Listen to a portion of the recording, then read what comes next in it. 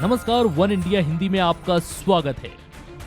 24 दिसंबर दिन मंगलवार 5 पाकिस्तानी आतंकवादियों द्वारा इंडियन एयरलाइंस के विमान IC-814 के अपहरण के 20 साल हो गए, जिसका मकसद आतंकवादी मसूद अजहर, उमर शेख और मुश्ताक अहमद जरगर की रिहाई था।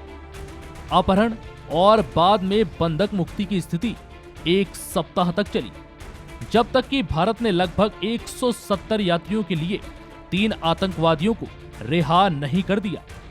IC-814 को 24 दिसंबर 1999 को हाईजैक कर लिया गया था। कंधार अपहरण की 20वीं वर्षगांठ पर रिहा किए गए तीनों आतंकवादियों मसूद अजहर, उमर शेख और मुश्ताक जरगर की गतिविधियों का पता लगाया गया तो पता चला है कि वो अब भी भारत के सुरक्षा प्रतिष्ठान के लिए एक बड़ी चुनौती हैं। मसूद अजहर, जैश-ए-मोहम्मद। भारत के कब्जे से छूटने के बाद मसूद अजहर पाकिस्तान में अपने आतंकी संगठन जैश-ए-मोहम्मद को मजबूत करने में लगा है।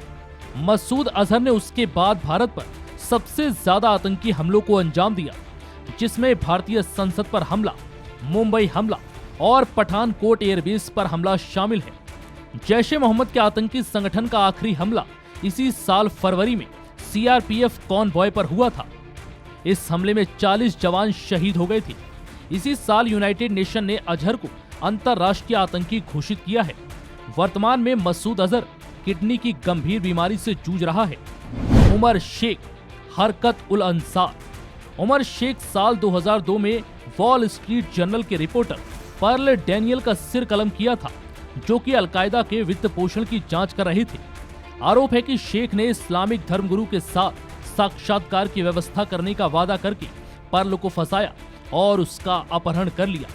पर्ल पर एक अमेरिकी जासूस होने का आरोप भी लगा था और शेख ने पर्ल को रिहा करने की एवज में पाकिस्तानी सरकार से F-16 फाइटर जेट्स अमेरिकी शिपमेंट से जारी करने की मांग की थी।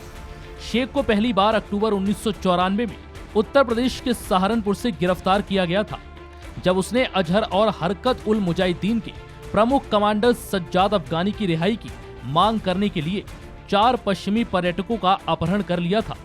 वर्तमान में शेख, जिसे 12 फरवरी 2002 को लाहौर में गिरफ्तार किया गया था, पर्ल की मौत में उसकी भूमिका के लिए वो पाकिस्तान की जेल में बंद है और उसे मौत की सजा सुनाई गई है। मुश्ताक अहमद जरगर जम्मू और कश्मीर लिबरेशन फ्रंट से जुड़ा है और वो 1992 से जेल में है। खुफिया सूत्रों ने कहा है कि 1999 में उसकी रिहाई के बाद माना जाता है कि जरगर ने LOC के करीब मुजफ्फराबाद में अल उमर मुजाहिदीन की गतिविधि को नए सिरे से शुरू किया था। सूत्रों ने यह भी कहा कि जरगर ने कश्मीर में युद्ध के लिए युवाओं की भर्ती की है और प्रशिक्षित किया है। माना जाता है कि वो स्लीपर सेल को नवीकृत करने के लिए काम कर रहा है। ऐसा अंदेशा है कि जून 2019 में कश्मीर के अनंतनाग में हुए आतंकी हमले के पीछे उसी का हाथ है। पेट्रोलिंग पार्टी पर ग्रेनेड से किए गए हमले में 5 CRPF के जवान शहीद हो गए थे और अन्य 3 इसमें गंभीर रूप से घायल हो गए थे। फिलहाल इस खबर में इतना ही। तमाम अपडेट्स के लिए बने रहिए वन इंडिया हिंदी के साथ।